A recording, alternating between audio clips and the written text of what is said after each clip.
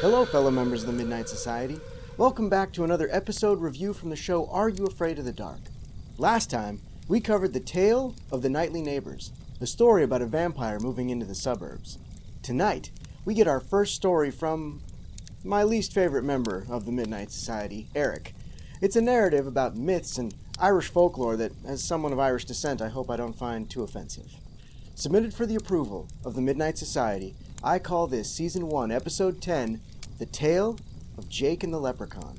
We open on the Midnight Society, where Gary informs everyone that Frank was supposed to tell the night's story, but Eric will be filling in due to a special situation. Honestly, I'm not sure if we're getting off easy or not. I mean, Frank's only story thus far was the tale of the Phantom Cabin. I mean, you know how I felt about that. Hey, watch it, man! Now, I am going to try to not let my hatred of Eric cloud my judgment of his story. So let's hear what Jerkface has to say. My grandfather died this week. What? You can't lead with that. How am I supposed to maintain anger towards someone who just lost their grandfather? It's like someone knew I hated this character and used a sympathy ploy to get me on board with their tale. Well played, Canada. Well played. Eric tells everyone that his grandfather was from Ireland and used to tell stories, acting out all the parts and doing voices for the characters. He says that before his grandfather died, he gave him his hat, which looks like it was purchased at a Halloween store. But sure. It was an old Irishman's hat.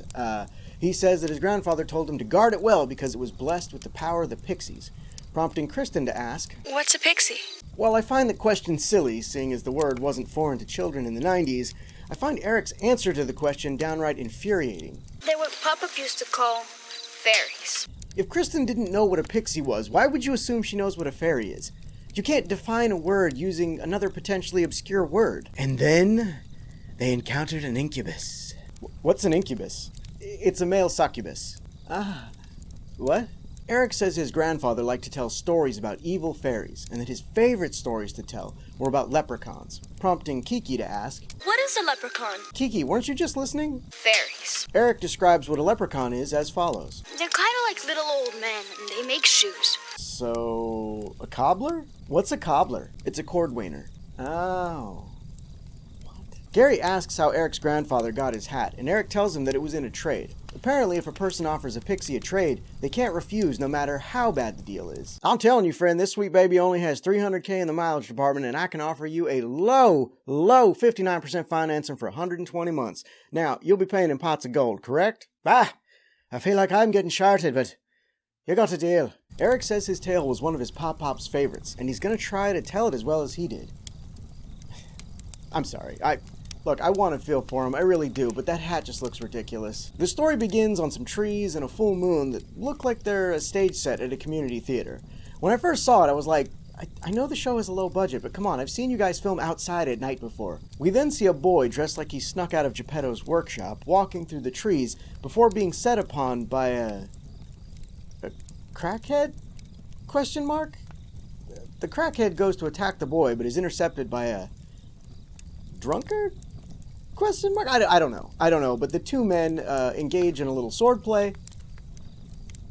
Seriously, like, very little swordplay. The boy tries to escape, but trips before apologizing, causing the crackhead to burst out laughing. It's then revealed that we are, in fact, on a stage at a community theater. Thank goodness. I mean, that really explains so much about why everything was so awful. And whoa, before you get crazy in the comments, just know that I'm allowed to say that because, well, my best friend is a community theater. We get some voiceover exposition from Eric about the boy in the play. His name is Jake, and he really wants to be an actor. He's just landed a part in The Will-o'-the-Wisp. It's his first play, and Eric says it'll be his last. Whoa, spoilers! Eric, why would you... Take it down. It's not his story. It's Pop-Pop's story. Just take one for Pop-Pop. The director of the play, Aaron, calls for his tea, which is brought to him by Lucy, the stage manager. Jake asks her what it is that Aaron's always drinking, to which she replies, Herbal tea, his own recipe. He says it helps him be creative. Jake asks if the tea could help him as he's been struggling with the play. Hey guys, sorry to interrupt, but I had to say something. It's been bothering me since Jake first appeared on screen, but there's something weird about his proportions. It's not that his head is too big for his body. It's like his face is too big for his head. At one point I thought maybe he was a little person playing a child, but I looked into it and it turns out he's just a normal child with a large face. Not to worry though. I looked into it further and, the rest of his body and head did catch up with him, and he grew up into a normal-looking human being. Now back to your regularly scheduled scary story.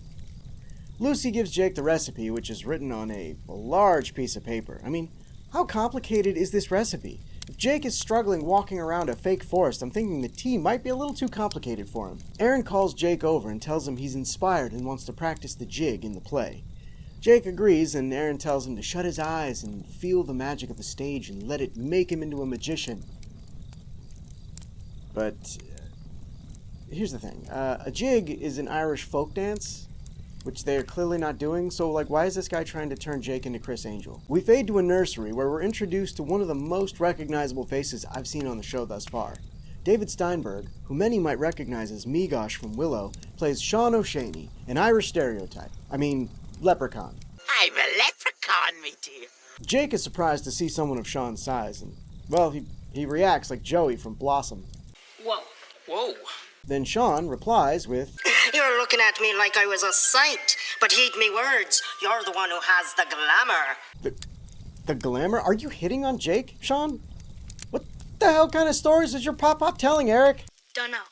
Jake presents Shawn with the list of tea ingredients, which sets him into a rage. How dare you bring this here?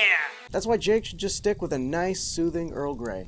Tea, Earl Grey, hot. We cut to a dark lair where someone is lighting candles around a picture of Jake and chanting about how they want the boy to be theirs for all of time. Okay, seriously, Eric. Are you sure Pop-Pop was your grandfather and not just some creeper you met in a park? I don't know.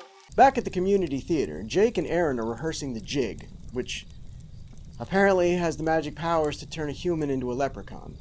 As part of the ritual, Aaron tosses Jake a water-skin pouch, and when Jake drinks from it, he instantly starts going through puberty. Turn me now into a spirit bright and leave behind the human plight. I'd also like to point out that no part of what they did was a jig.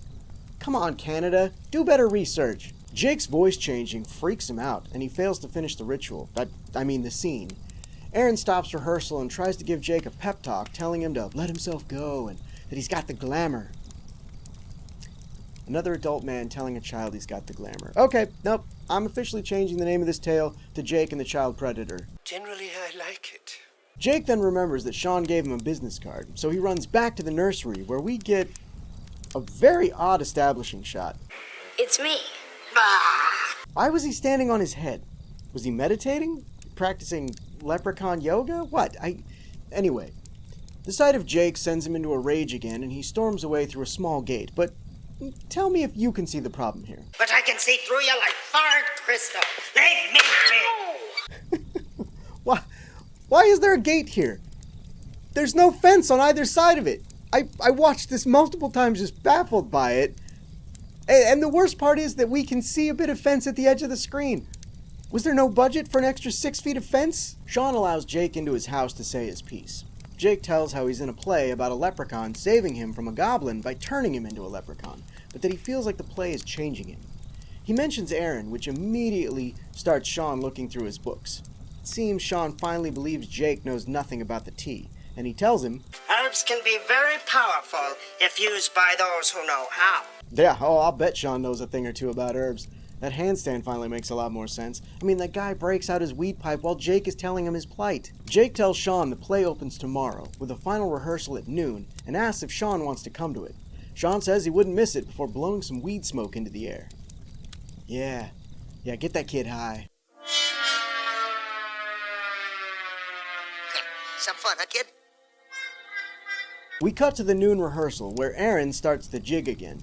Shawn sees it and is apparently as offended as I am that it's not an actual jig. Saints and stars. The ritual is almost completed, but Shawn manages to sabotage a set piece, causing it to fall down on stage, interrupting the scene. Shawn then runs and hides, but he's seen by a number of people, one who even sees him ducking into his hiding spot, but they all run off when they hear Aaron shouting, and, in all fairness, I've done my fair share of theater productions, and if a director is yelling on the final dress rehearsal, heads are gonna roll. Shawn shows Jake his reflection in a mirror, revealing that he now has pointy ears and causing him to turn into Kevin McAllister.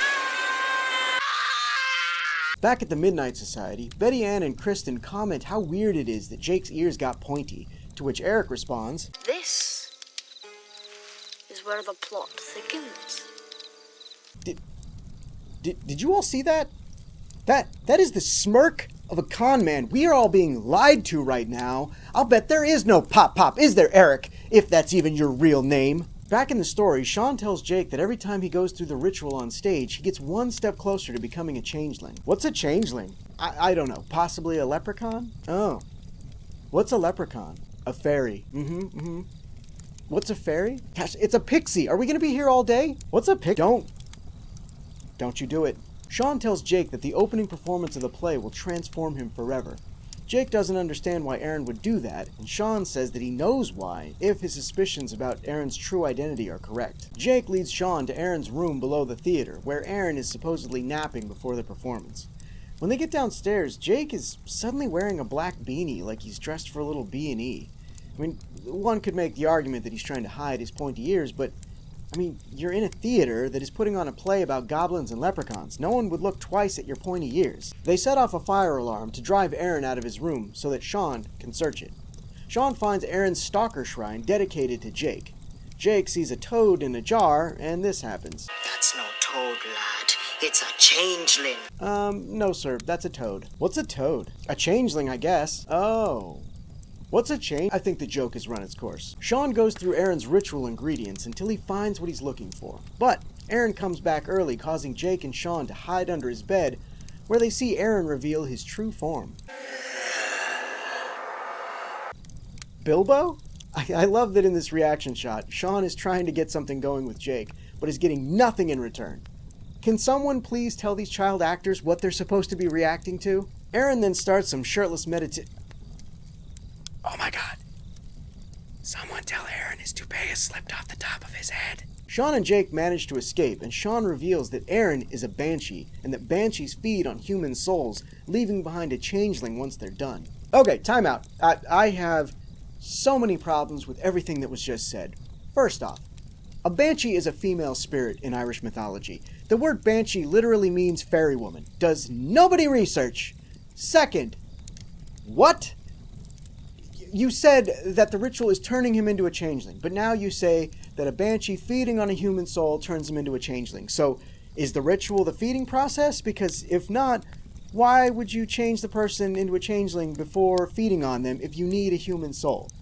And where does the glamour come into this? Does the banshee need a human soul that exclusively has the glamour? Can they just have a copy of Glamour magazine? Like what? Eric. Definitely a lot of hostility. Shawn tells Jake that they're going to beat Aaron at his own game, revealing the bottle he stole from Aaron's room. We cut to the opening of the play. A packed house is watching and giving, well, more applause than any community theater production has ever received. Backstage, Shawn tells Jake that there are 3 rules to defeating the Banshee. Rule 1 is to play Fear Factor by swallowing 2 spiders. Nope. I can tell you right now that I'd just have to let the Banshee eat my soul if I had to eat spiders to stop it. It's a bold strategy, Cotton. Let's see if it pays off for him. Shawn then has Jake add something to the waterskin pouch while he sprinkles him with glitter and speaks an incantation on the same level as Brain from Animaniacs. Charlie Sheen, Ben Vereen, shrink to the size of a lima bean. Rule number 2 is to give the Banshee a taste of his own medicine.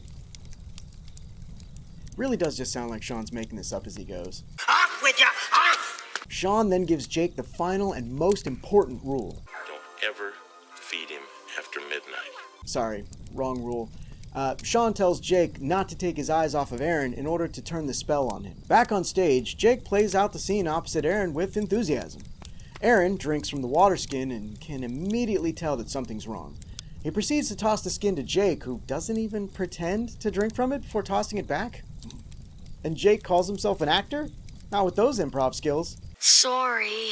Aaron distracts Jake by throwing the water skin into the audience. When Jake looks back, Aaron has vanished, but reappears behind him, looking like Smeagol's transitional period into Gollum? The stage crew is understandably confused and freaking out thinking that they missed a scene or something, but, I mean, the audience is into it thinking that it's all part of the show. Live theater, am I right? Aaron is about to get Jake when Shawn appears, wearing Eric's stupid hat. Aaron attacks Shawn with some cheap pyrotechnics and thinks he's defeated him. He then turns Jake into a toad. Wait, what? So a changeling is just a toad? I thought the form of the changeling was different based on the person. If Jake was turning into a toad, why was he developing pointy ears? Toads don't have ears! Shawn then reappears and pulls Aaron's tail out of a bag. This tail thing is a new development way late in the story. He then offers to trade the tail back for Jake, which Aaron can't refuse, and this causes him to die? Vanish? Turn into a stone mound? Honestly, I am done trying to figure out Pop Hop's shenanigans Irish mythology. Shawn sprinkles Jake with more glitter, turning him back into a real boy. The audience gives them both a standing ovation because, you know, they think it was all part of the play. We fade back to the Midnight Society, where Eric says that Aaron had disappeared forever. The end. He then removes his dumb hat and says this.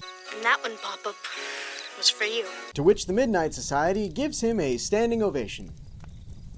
Seriously? There's not like a second ending where he wakes up? Because the only way this story gets a standing ovation is in Eric's dreams. This is a control issue for you, isn't it? Now for the review. While I found many infuriating things about this episode, I didn't hate it as much as I thought I would. While most of the story is pretty uneventful, it has a decent third act with some great makeup and a terrifying performance by our villain. Where the episode really confounds me is in the writing. As someone of Irish descent, I'm all for Irish folklore being in a story, but either research the terms you're using or just make up your own creatures that sound like they fit the cultural background. It just felt like the writer heard a few Irish words and threw them into the script without looking up what they meant. I wouldn't miss it for all the suds in Dublin. I also found the plot rather nonsensical, which, I mean, is fine for your target audience. A young child probably isn't going to fixate on how the ritual makes no sense, but instead will just be frightened into never trying community theater. Which, maybe that was the writer's whole point. Did we miss this in rehearsal or something? What is this? Where the episode shines is the banshee makeup. It is some of the best creature makeup I've seen on the show this season. Coupled with the actor's performance, it really helped create the banshee's menace. Even with all that being said, I don't think younger me would have found this episode terribly frightening. I mean, though to be fair, you know, I had been subjected to things like Nightmare on Elm Street at a young age, so compared to Freddy, Aaron was quite mild. Kids. The acting in this episode was pretty solid, though I think that's due to the fact that there was only one child actor in it.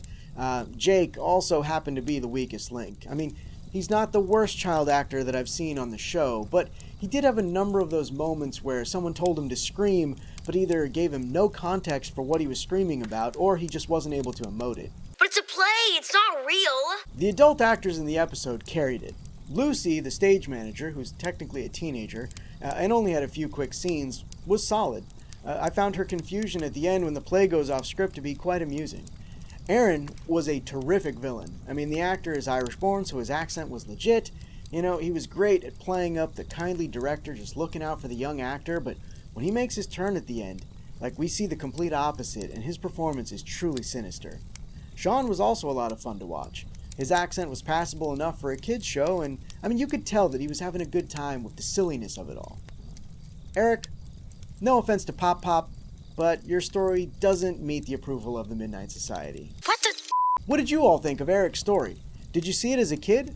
What were your favorite tales from the series? Let me know in the comments below.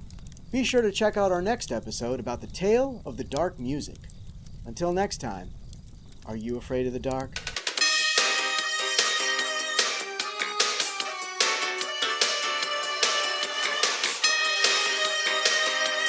Saints and stars. Thanks for watching, everyone. If you enjoyed this video, please consider giving it a like and a share.